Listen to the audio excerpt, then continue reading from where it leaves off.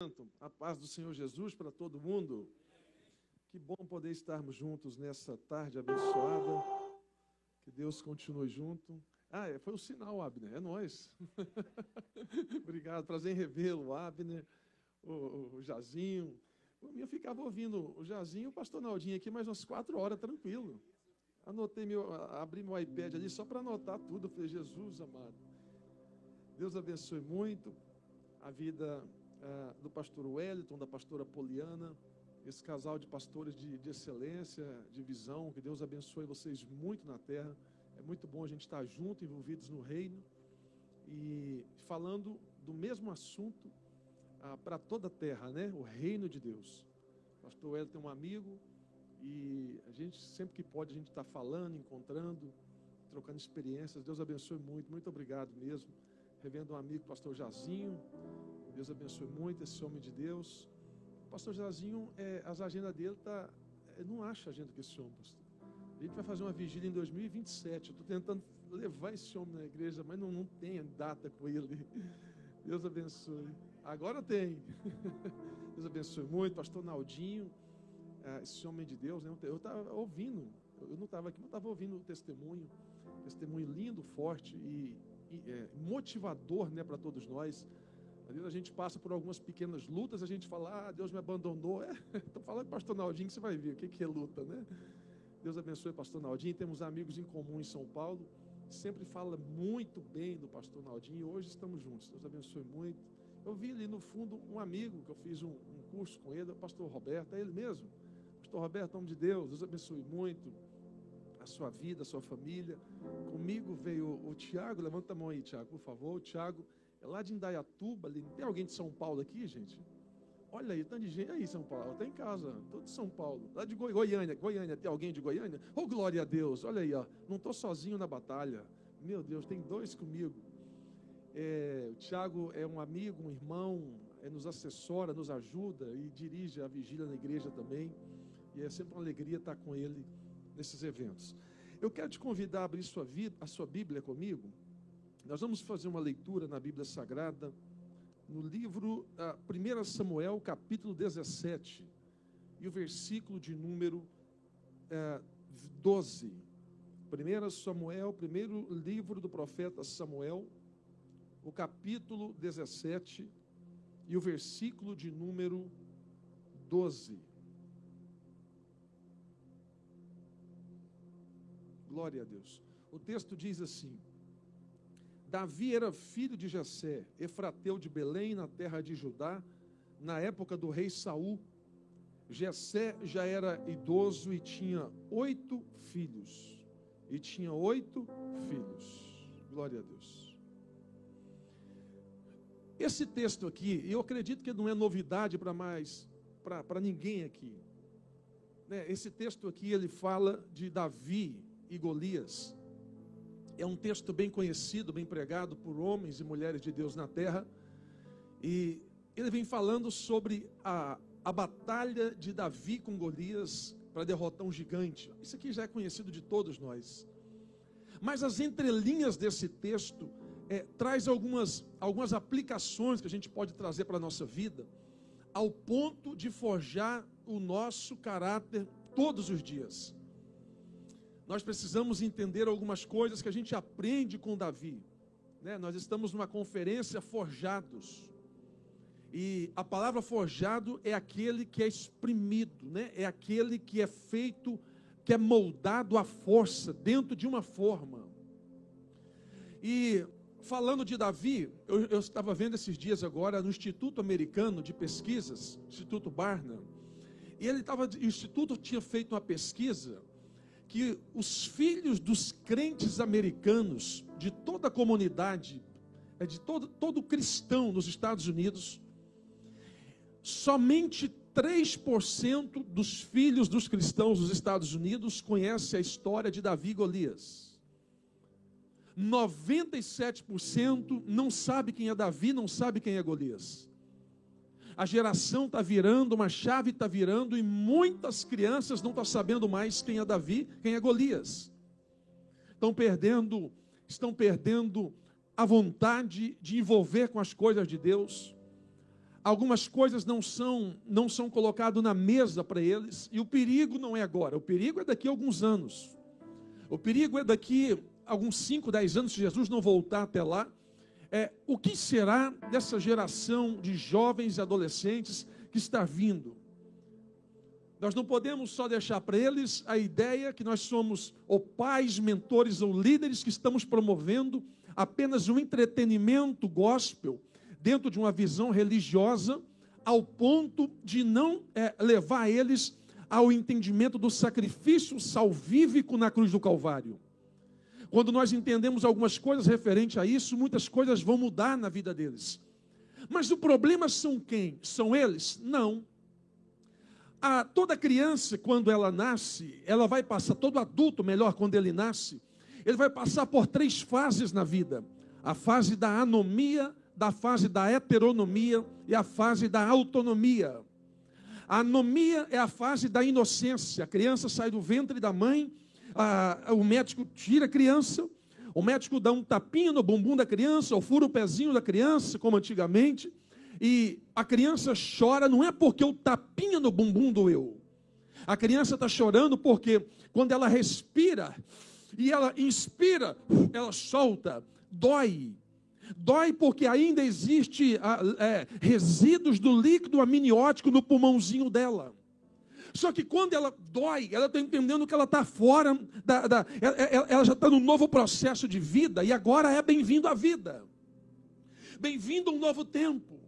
Ela começa a desenvolver inocência, ela não sabe o que é, não sabe para onde vai, até os 3 ou 4 anos de idade.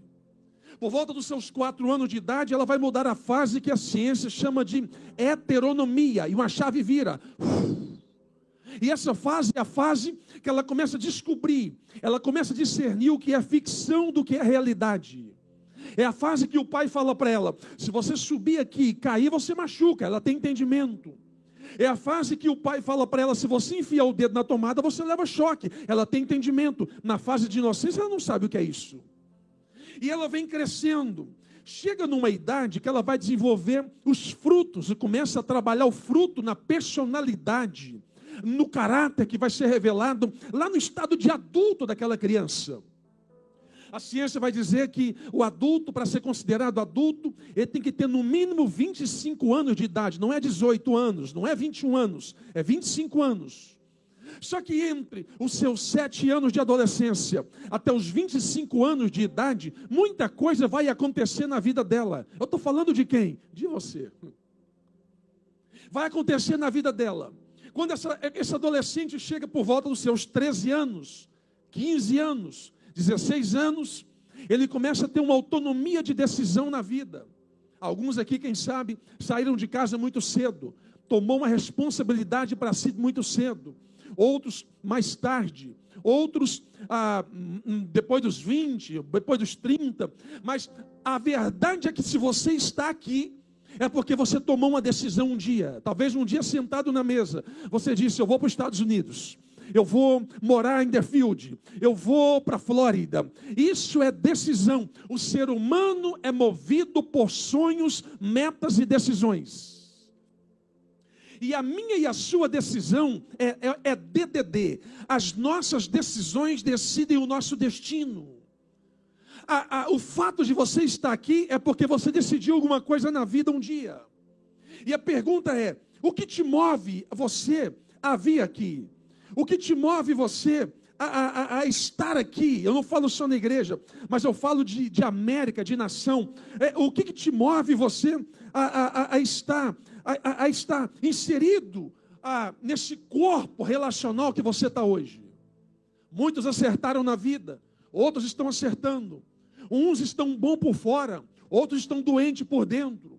Uns estão com a roupa bonita, a lataria externa bonita, mas por dentro está combalido, destruído. Destruído porque a falta do governo corporal foi perdida. E nós, homens, só somos forjados e mudados quando o governo corporal nosso está em dia. E qual é o governo corporal nosso? O primeiro governo corporal é o cérebro. O cérebro é a parte de comando do seu corpo. Você vem para a igreja porque tem cérebro, pensa, age, tem dor. O cérebro, mas na verdade é a alma, é a psique, a sede das emoções. Então você ama porque tem alma. Você gosta de alguém porque tem alma. Você aceitou Jesus porque você tem alma. Você sente compaixão por alguém porque você tem alma. A primeira sede de comando do homem, é o cérebro. O segundo é a língua. A segunda sede de comando do ser humano é a língua. Com a língua você gera vida ou com a língua você gera morte. Com a língua você se torna alguém para ser alguém de sucesso na vida, ou com a língua você pode se tornar um grande fofoqueiro e levar a gente para o fracasso na vida.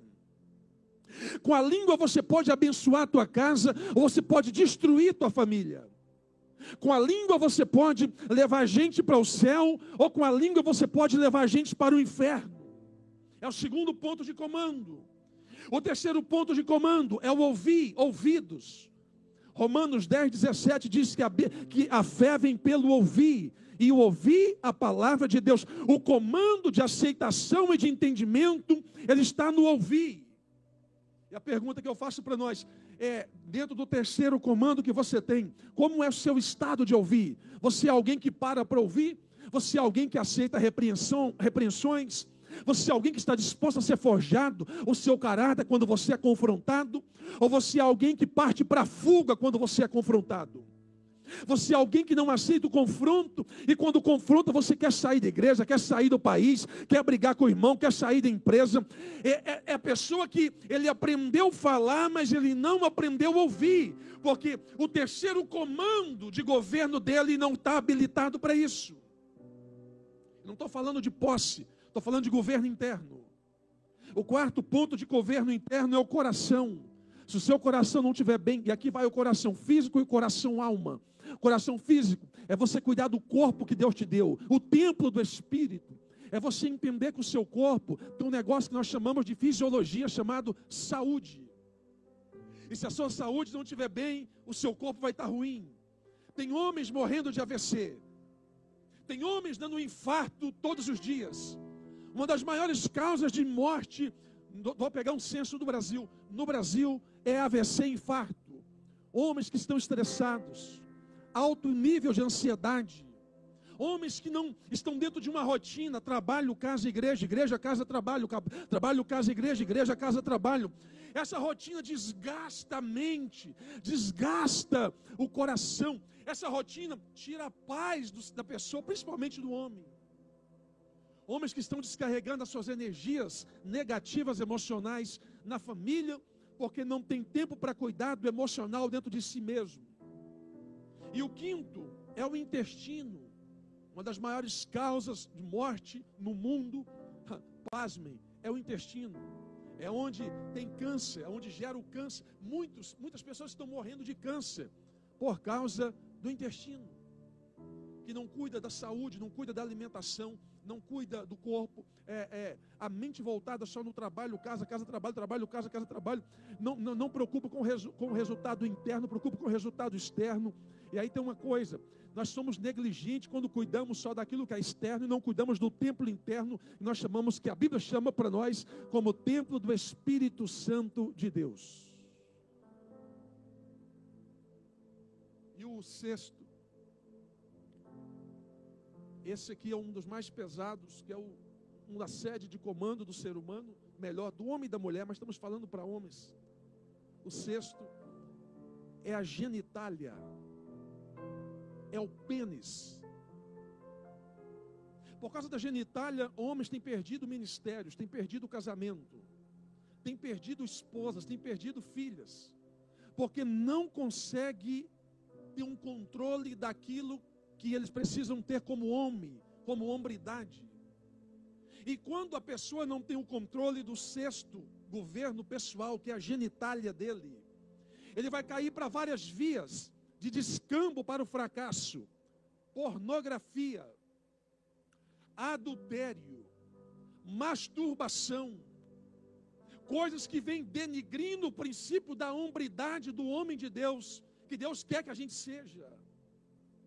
Então, muitas pessoas estão enfiadas dentro de um vício da pornografia, e o vício gera uma dependência. Muitas famílias, homens, nós somos o sacerdote da casa. Nós somos o cara que tem que morrer pela esposa. Se a mulher vai andar com nós na calçada, quem vai ficar do lado da rua é nós. Se o carro bater, tem que bater em nós. É a vida, quem tem que dar a vida pela esposa somos nós. Se a minha esposa e a minha mãe estiver nadando e as duas afogando, a Bíblia manda, eu tenho que salvar a minha esposa, acredite. É a Bíblia que manda.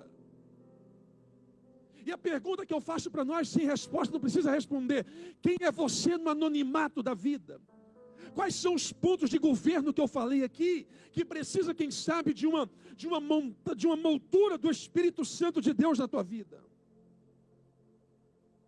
Quando a pessoa perde o sexto governo, que é da genitália, ela vai colocar no leito conjugal o que ela está vendo na tela. A maior parte das famílias estão sendo perdidas. Não é por falta de dinheiro, é por causa de pênis e da vagina.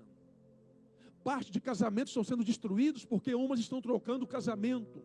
Está trocando a esposa por outras. Até por outras agora, né? O negócio está tão complicado.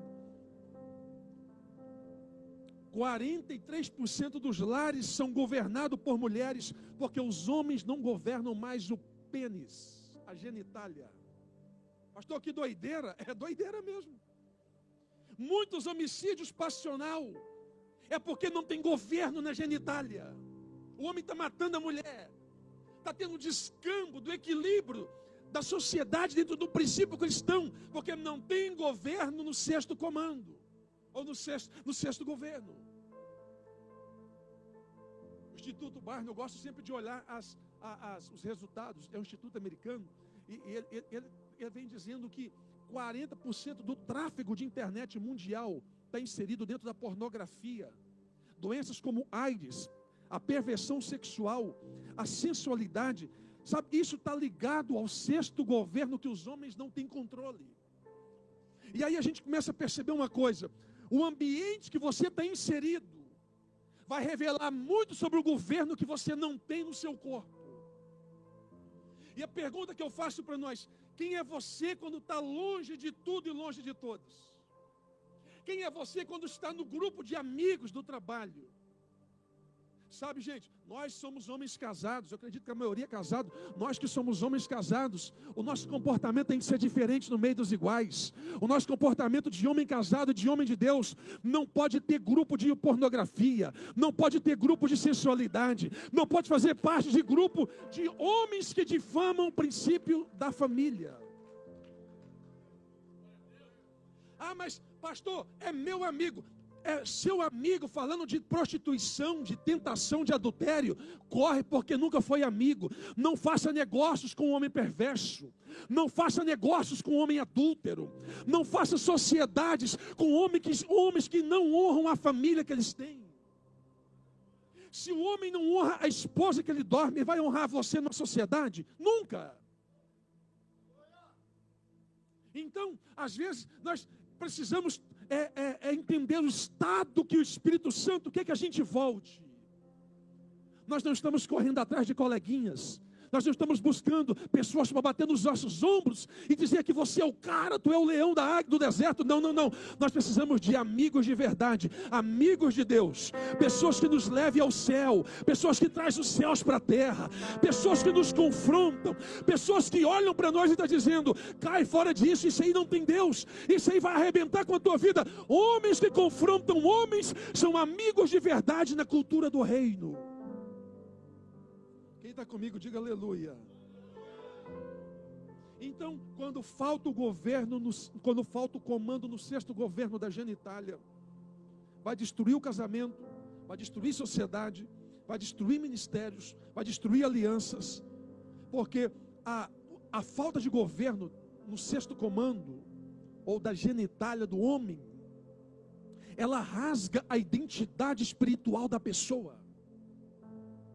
Ela rasga o CPF da pessoa no quesito princípio. E aí o Espírito Santo vem dizendo para nós essa palavra: você não pode ser um escravo do seu desejo sexual. Talvez eu estou falando, talvez eu vim pregar para um, para dois, eu não sei, né? Mas agora é você o Espírito Santo. Mas o Espírito Santo pode estar confrontando a palavra ao ponto de entender o seguinte: mude o seu comportamento quando a luz apaga e quando está longe de tudo e de todos.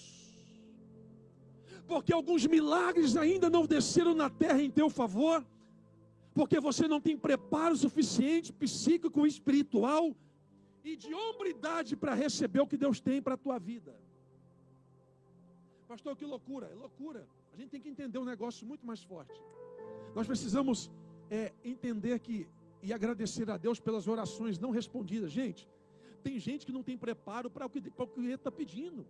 Tem homens e tem mulheres também, os dois. Nós estamos falando para homens aqui, mas tem homens que, se Deus der o que ele pede, se Deus prosperar ele tanto na terra, ele troca de igreja, troca de setor, troca de esposa, troca de casa, troca de tudo. Ele quebra princípios, quebra os valores, ele parte para um novo tempo, que é o tempo dele, mas não é o tempo de Deus. E qual é o maior medo que a gente precisa ter? Qual é o maior medo que a gente tem que ter? O maior medo que você tem que ter é você fazer sucesso no lugar que Deus nunca te colocou. Um dos maiores medos que eu tenho é sair debaixo da nuvem. Porque andar na frente da nuvem é legalismo. Andar atrás da nuvem é formalismo. Mas estar no meio da nuvem é proteção de Deus para a minha vida e para a sua vida. Você pode levantar sua mão e adorar o nome de Jesus? Pastor, você falou do problema, ok. Bom, a gente tem que ter mente de solução. A gente sempre fala isso na nossa igreja. Se vem trazer problema, traz solução. Não vem só trazer problema, não. Então, falamos do problema. E qual que é a solução? Primeiro passo para a solução disso: tem que ter arrependimento. Se não tiver arrependimento, não muda. Se não tiver arrependimento, só troca a roupa. A conduta é a mesma. Se não tiver arrependimento, tem remorso. Remorso, a pessoa chora, lágrima de crocodilo por um momento, mas daqui uma semana está fazendo tudo de novo. O arrependimento muda caráter, arrependimento muda estilo, arrependimento muda mentalidade, arrependimento muda. O arrependimento não é dentro da igreja, o arrependimento é quando vai embora da igreja. Arrependimento não é quando a luz está acesa, é quando a luz está apagada. O arrependimento vai mostrar os nossos frutos daquilo que nós entendemos, daquilo que nós somos transformados em Deus, quando estamos longe de tudo e de todos, mas não longe de Deus. Segundo passo, como sair disso? Repaginando as imagens que ficou no seu cérebro. Muitos homens trazem com eles um desgoverno no sexto comando da genitália, porque quando era criança, nos 3 estágios que eu falei aqui, anomia, heteronomia e autonomia, no estágio 2 de heteronomia, na adolescência para a juventude, pai, um avô, um tio, pegou a criança, ou a criança não, jovem, para adolescente para jovem, e levou num prostíbulo. Então, a primeira relação de uma criança, de um jovem melhor, pode ter sido no prostíbulo. E aí, para provar a masculinidade dele, ele traz com ele, no baú da vida dele, algumas crenças que não são crenças com conceitos bíblicos.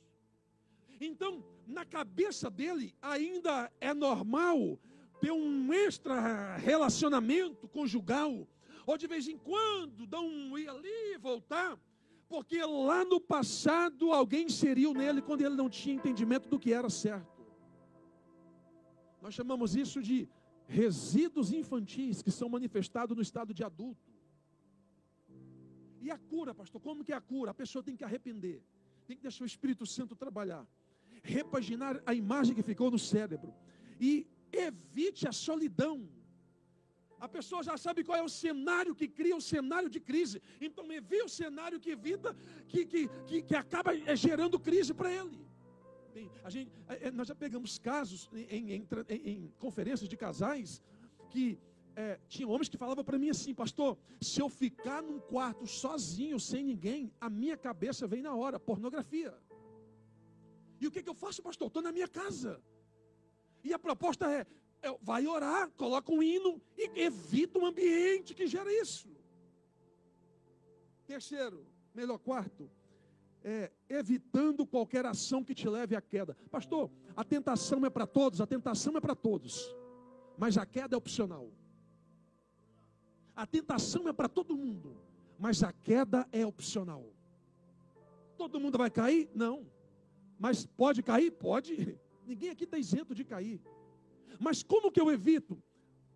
A região que eu estou, a mesa que eu sento, as pessoas que eu relaciono e para quem eu abro o meu coração. Quando você abre o seu coração para gente errada, a tendência é você viver uma vida errada. Eu costumo dizer assim, ó, quem é acostumado a andar com urubu, ele só anda em círculos, olhando para baixo e comendo carniça. Quem anda com urubu, ele é obrigado a comer carniça. Mas quem anda com águia, ele voa alto, a visão é aberta, ele enfrenta a tempestade, ele sabe o que... A Bíblia faz comparação de urubu ou de águia. A Bíblia não faz comparação de você com urubu. Em Isaías fala, voarão como águias, e não se cansarão nem fadigarão, mas não com urubu. Por quê? Porque o urubu é terra, a águia é mais alto, a águia olhando para cima. Levanta a mão que eu quero liberar uma palavra sobre a sua vida. Você é alguém que foi chamado, escolhido, vocacionado. Você não vai deixar as tentações te vencer no seu dia a dia. Com mão erguida, diga comigo assim, ó, eu sou mais forte. Diga assim, eu sou mais forte que a tentação do meu dia a dia. É isso. Evite a solidão, mude alguns ambientes, desfaça algumas amizades. Pastor, não estou conseguindo. Aí vai para o joelho e para oração. Faz uma campanha de 30 dias. Oração, jejum e leitura. Oração, jejum e leitura. Por quê, pastor? Porque a oração quebra as correntes. A oração quebra os grilhões. E daqui a pouco o Espírito Santo vai trabalhando na tua vida, na tua casa, na sua família. E você vai trocar o profano pelo sagrado. Através de hinos, mensagens e ambientes. Você vai chegar na sua casa mais forte. Meu irmão, o homem é o urso da casa. O homem é o cara que dá o tapa na mesa para defender a família. Estamos vivendo uma geração, não estou falando aqui, mas estamos vivendo uma geração de uns homens mole, uns homens banana. É tanto guti-guti, iacuti, não sei o quê. É tanta molenga. Não, homem, a nossa virilidade, a nossa hombridade é defender a nossa casa, a nossa família. E vou dizer uma coisa mais forte. 1 Pedro 3,7, está na Bíblia, 1 Pedro 3,7, se o homem briga com a mulher, xinga a mulher, discute com a mulher, não honra a esposa, não cuida dos filhos, pode fazer a oração o dia inteiro, ela não sobe, está na Bíblia. As orações não serão respondidas. Então, quando nós voltamos para casa com o coração de pai, com a visão de blindagem familiar, porque a família forte é a igreja forte, família forte, sociedade forte, família forte, estrutura forte, famílias fortes, o nosso grupo está forte. Quando a família está vulnerável, a igreja fica vulnerável, a sociedade fica vulnerável, o trabalho fica vulnerável, e nós estamos precisando nos Estados Unidos, gente, não é de homens que têm dólares na conta, não é de homens que andam com Ferrari, com Lamborghini, precisamos de homens que batem no peito e estão dizendo, eu e a minha casa serviremos ao Senhor, ninguém toca na minha família.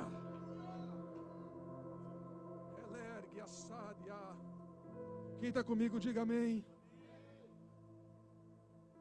E aí a pergunta que eu faço para nós, para mim e para você, como tem sido você na tua casa, na tua rotina diária? Como tem sido você com a tua esposa, com os teus filhos?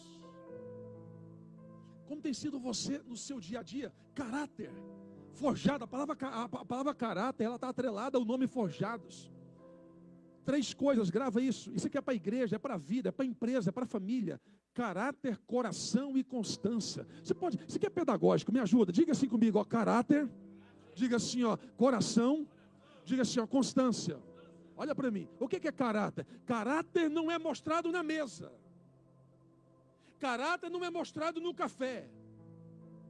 Caráter é mostrado na caminhada.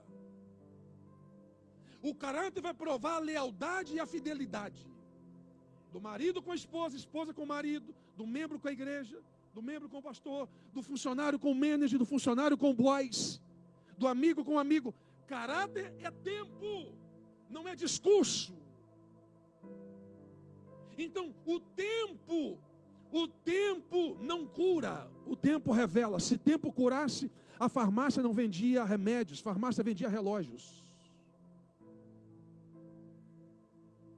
Então, às vezes, nós precisamos entender quem somos nós, quais são os frutos do nosso caráter. Primeiro, coração. Não adianta ter caráter se não tem coração. Não adianta ter caráter se eu não tenho empatia pelo próximo. Não adianta ter caráter se eu não tenho olhar de misericórdia pelo irmão que está do meu lado. Não tem coração. Não somos robô da Tesla. Havia um cavalo da Tesla Honda que corre 200 km por hora, fez sangue de Jesus. Não tem coração, é máquina. E o terceiro, constância. Grava uma coisa aqui, gente. Constância tem que ser melhor que intensidade. Leva isso, eu só estou te lembrando. Constância tem que ser melhor do que intensidade. Moisés está vendo a sarça pegar fogo. Só que Moisés está estranhando, não é o fogo que a sarça está tendo na sarça, é a constância do fogo, porque a sarça pegava fogo. Não é o fogo que está traindo a atenção de Moisés, é a constância do fogo. Moisés está ensinando para nós, não adianta chorar no domingo e fazer bagunça na segunda. Não adianta chorar no domingo na igreja e não ter constância na terça. Não adianta chorar no domingo na igreja e não ter constância na semana. Não adianta, é constância. Pastor, qual que é a diferença de constância e intensidade? Intensidade é a pessoa que começa o mês de janeiro, vai vir agora, eu não estou falando aqui, mas já vim agora janeiro projetando, aí pega o papel, faz um checklist desse tamanho, Deus, esse é meu ano.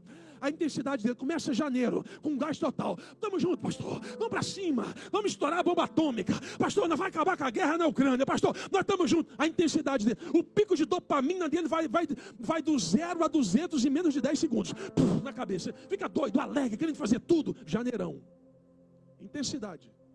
Mas não tem constância. Quando é no mês de março, está tendo uns probleminha, eu vou ter que parar um pouquinho. Eu vou. Não tem constância. Alguns, eu estou falando de senso comum de gente. Outros têm bipolaridade espiritual. Porque a bipolaridade espiritual é alteração de humor no mesmo ambiente. No domingo está rindo para você. Na segunda está de cara fechada, emburrado, bicudo. O que aconteceu? Sangue do Cordeiro, sangue de Jesus tem poder. E aí geralmente vai descarregar o problema não resolvido, o desgoverno que ele traz, as crises que ele carrega, vai descarregar, sabe aonde? No ponto mais fraco e mais aberto, mais fraco para ele, mas mais forte que ele não entende, ou que ela não entende. E aonde é, pastor? Na igreja. O problema que não resolveu na casa, o problema que não resolveu no casamento, o problema da sexualidade, o problema do adultério, o problema da fornicação, o problema da falta de caráter dele. Aí some. Porque é a síndrome do Éden. Eu tenho que colocar a culpa em alguém.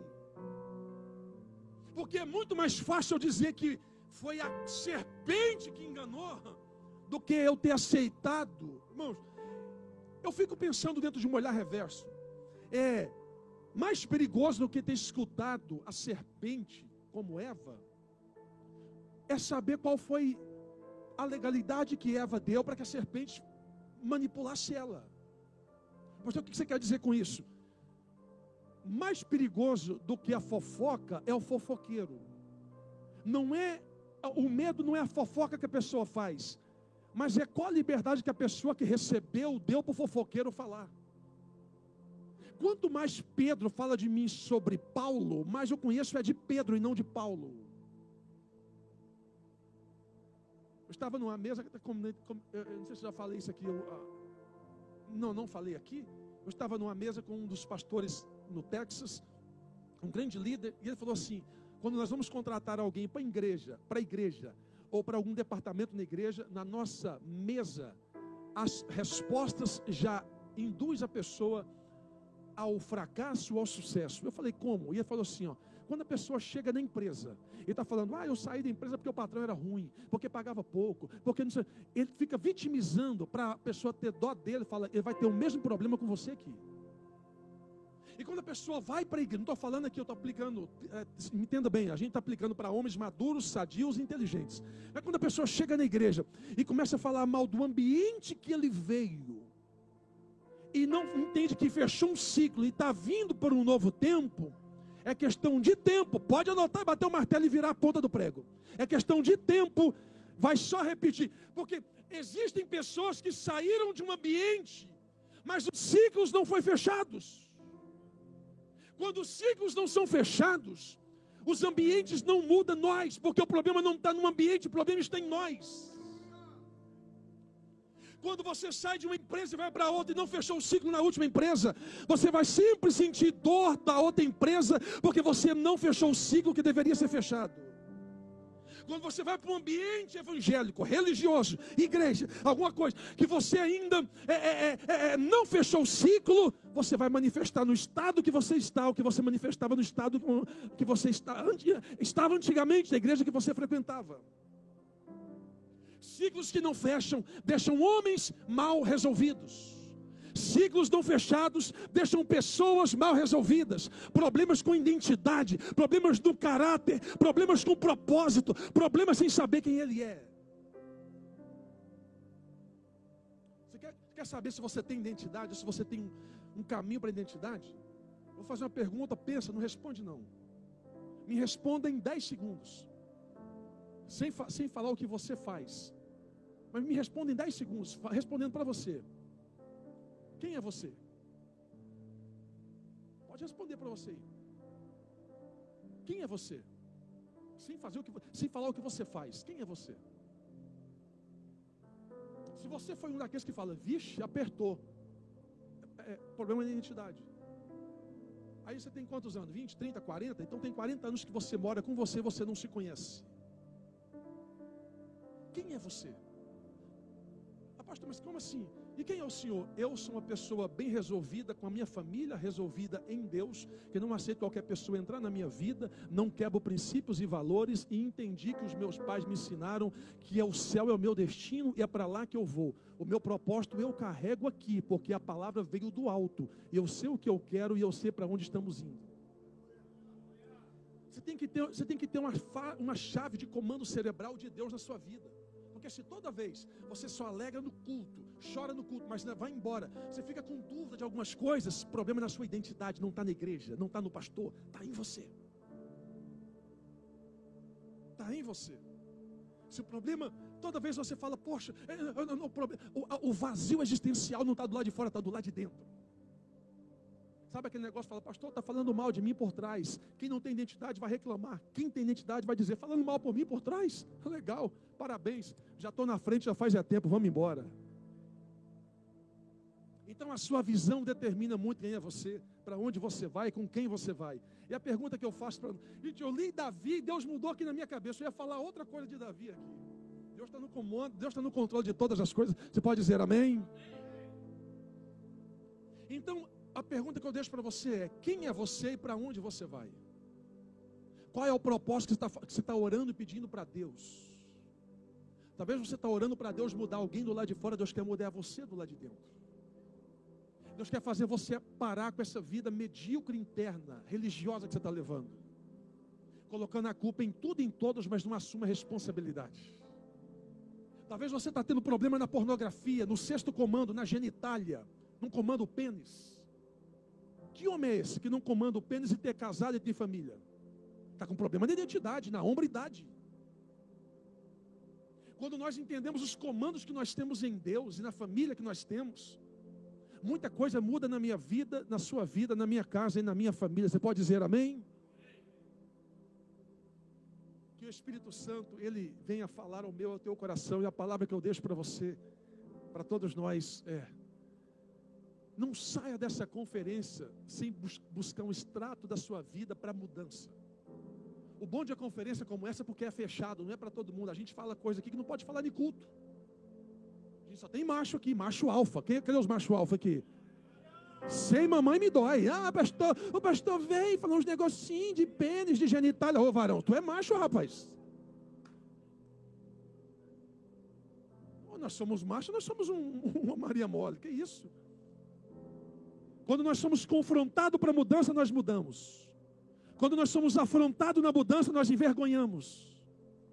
E muitos problemas não estão sendo resolvidos, porque as pessoas, as pessoas estão doentes, porque estão sendo consoladas, quando na verdade deveriam ser confrontadas.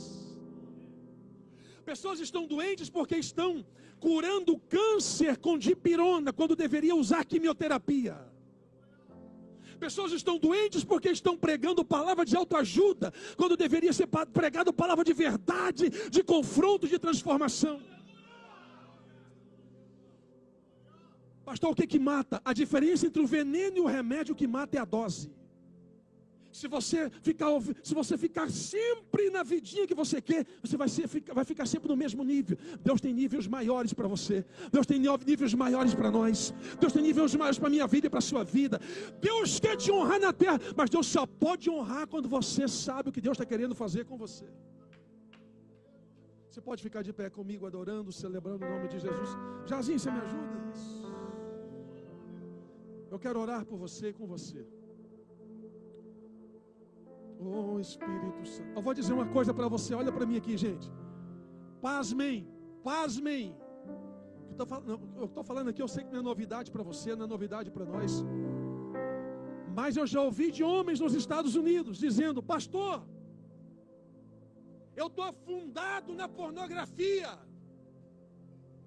Não consigo ter vida ativa sexual com a minha esposa. Eu não sei o que eu faço. A gente começou a orar e foi falando, foi orando e foi ajudando. Hoje são homens saudáveis, são obreiros de valor. Pastor, o que você quer dizer com isso? Eu estou dando um exemplo de um governo. Mas quem sabe o seu governo hoje é o teu cérebro, é a tua língua, é o teu ouvido, é o teu coração, é a tua saúde, ou a tua própria genitália. Mas o que eu devo fazer, pastor? Eu não vou te envergonhar, fica tranquilo. O intuito aqui não é esse. Mas nós queremos orar por você, aí mesmo onde você está. Mas que você faça como Jacó. Jacó, ele está no Val de Jaboque, lutando com Deus. E Deus só queria ouvir a verdade do coração de Jacó. Eu vou dizer uma coisa que vem aqui, pega isso. Deus prefere um Jacó autêntico. Oh meu Deus, não. Deus prefere um Jacó autêntico do que um Esaú genérico. Deus prefere um pecador de verdade do que um santo fantasiado.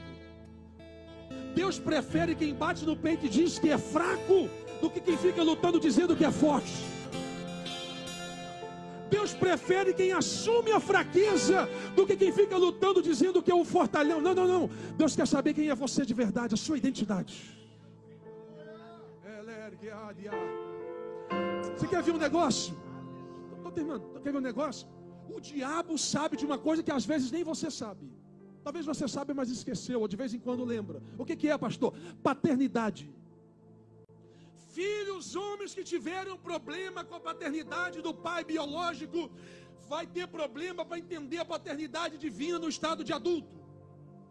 Porque não tiveram experiências com o pai quando criança, como é que ele vai ter uma experiência com Deus quando adulto? Talvez eu estou falando para a gente aqui, que cresceu com o avô, com o tio, não teve experiência de química da conversação com o pai. Talvez você no seu inconsciente, você tenha dificuldade da paternidade divina na sua vida, por conta disso. E como que eu resolvo? Satanás chegou para Jesus e disse assim, ó: se tu és filho, paternidade, transforma essa pedra em pão. Outro momento Satanás chega e fala: se tu és filho, lança daqui. O diabo sabe da paternidade. Na oração do Pai Nosso, Jesus disse assim, ó: orai com paternidade. Qual que é a oração? Pai nosso, que estás no céu, santificado seja o teu nome. Nós temos uma paternidade. O que o diabo quer fazer? Quer alterar sua paternidade divina para a paternidade da terra, para você perder o valor que o céu tem sobre a sua vida, para você aceitar desgraças que a terra quer colocar sobre a tua casa. Nós vamos orar e você vai orar falando: Senhor, me perdoa pelos meus pecados, me perdoa pelos meus erros, pelas minhas transgressões, me perdoa pelos meus delitos, me perdoa quando eu falhei como marido, como esposo, me perdoa quando eu gritei com a minha esposa, quando eu xinguei, quando eu briguei, as flechas que eu lancei em palavras que atingiram o coração dos meus filhos. Me perdoa, Jesus. Fecha teus olhos. Senhor, foi a tua palavra, não foi a minha, nem palavra eu tenho, foi a tua palavra. Te damos graças, Senhor, porque a tua palavra é santa, viva. A tua palavra é saúde, a tua palavra é emocional, a tua palavra é cura para nós. Vai, fala com Deus por um minuto, fala com Deus. Isso. Cura esse homem que traz traumas de infância. Cura esse homem que traz traumas da paternidade com os tios, com os avós. Cura esse homem, ó Deus, que traz traumas consigo e não consegue se resolver no estado adulto. Cura esse homem, Senhor meu Deus, que não se achou dentro de si mesmo como identidade de homem de Deus. Cura esse homem, meu Pai, que precisa de uma transformação. Nós somos forjados no fogo. Foja o nosso caráter, Senhor.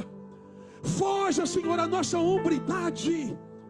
Foja o nosso grito. Foja a nossa proteção na nossa casa. Que sejamos homens prudentes, maridos exemplares. Que sejamos, Pai, homens e homens de Deus, levando a nossa família para o céu. Levando a nossa família para o céu. Guardando a nossa casa, guardando a nossa família. Nós te damos graças pelo poder da tua palavra. Vivifica a tua palavra no nosso coração. Vivifica a tua palavra nos nossos corações. Por um minuto, fala com Deus. Vou deixar você falar com Deus. Fala com Deus por um minuto.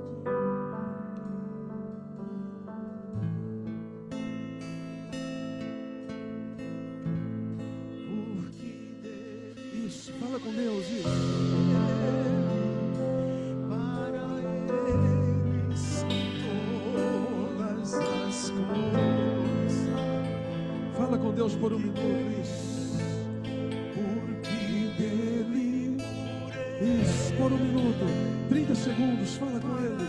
Peça perdão, recomeça, recomeça, recomeça, recomeça, recomeça, recomeça, recomeça. Elerga, eleva a roça. Alabadúnia, amarando que raça. Rebade a súria, lebídia. Oh, Espírito de Deus. Oh, Deus.